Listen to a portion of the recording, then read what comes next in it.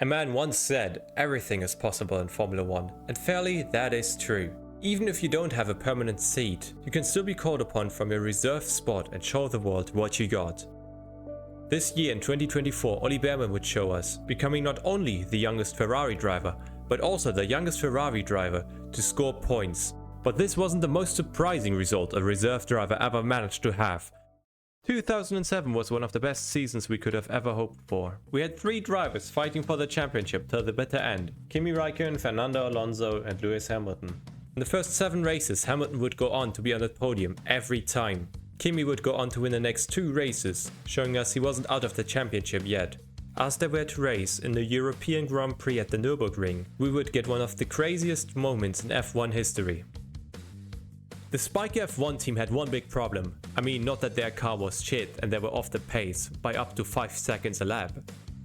They were last in the Constructors' Championship, having scored no points in the first 9 races, and being a whole 4 points behind the Super Aguri team at a time where it needed an 8th place for a single point in a 22 car grid. Their drivers were the rookie German Adrian Sutil and, oh boy, Christian Albers. Christian Albers was not only outperformed by his rookie teammate, no. At the French Grand Prix, he ignored his team, telling him not to leave the pits during a pit stop, driving off with the fuel rig still attached. The technical director, Mike Gasconi, said he was mystified by the mistake. Niki Lauda would even go as far to say he had never seen anything that stupid. His errors and poor performance meant he was kicked out, and Spyker's reserve driver, Markus Winkelhock, would take the seat. Winkelhock had won 3 out of the 18 races in Formula Renault 3.5.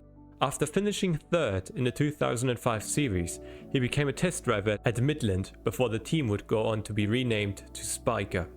Now, in his 2nd year as a reserve driver, he could finally show what he got.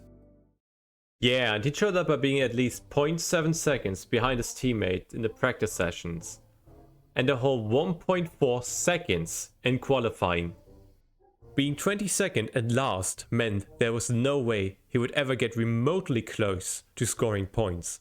But this is F1, remember, everything is possible. Before the start of the race, the weather radar showed there was a big storm coming. It was still a bit far off, so everybody decided to put their drivers on the dry tires. But during the formation lap, Spyker decided to put Winkelhock's car on rain tires. The race started normally for 2007. The BMWs decided they didn't need points and so turned into each other. He needs some milk! The Ferraris and McLarens were battling for the win, but halfway through the first lap it was clear this race wouldn't stay dry. In fact, it would be very, very wet. 2 drivers were already off before completing their first lap. When Kimi tried to get into the pit lane, he slided off the entry. Everyone needed rain tires. Everyone needed to pit. Everyone. Except Winkelhock. Before the end of lap 1, he would overtake everyone pitting, and in lap 2, he would overtake the Iceman. Nobody could believe what they saw. For the first time, a Spyker was leading a race. Every team, even the master strategists at McLaren and Ferrari, were looking like amateurs. Double that, because half of the grid decided to put their drivers not on the wet tires, no, but on the intermediates.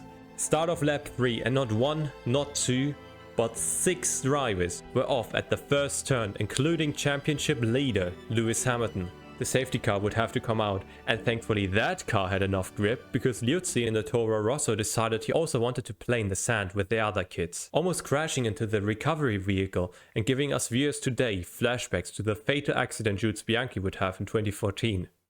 This was utter madness. The car still running would be placed back on the track, and the race would later continue behind the safety car. When the green flags would fall, Winkelhock would immediately lose his lead, but he still had the chance to get points until the Spyker broke down after merely 13 laps. Now you might be wondering, how would he perform in the next races? Let me tell you this. This was it. This was the only F1 race he ever participated in. At the next Grand Prix, he would be replaced by the pay driver Sakon Yamamoto. But this gives us a very special statistic. He has led in every F1 race he ever participated in.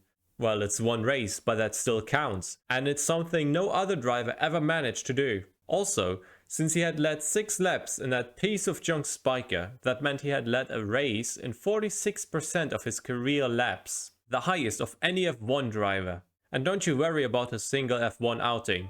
Winkelhock would go on to win multiple other championships and also the 24-hour race of the Nürburgring 3 times. Winkelhock is still racing today and will always be remembered not only for his crazy stats, but the one time a small backmarker team had the best strategy and a reserve driver kept a cool head whilst the best of the best were losing their cars. So the team would actually score a point a few races later. The team would end the season 10th in the Constructors' Championship after McLaren got disqualified for spying on Ferrari documents. But that's a story for another video. Bye!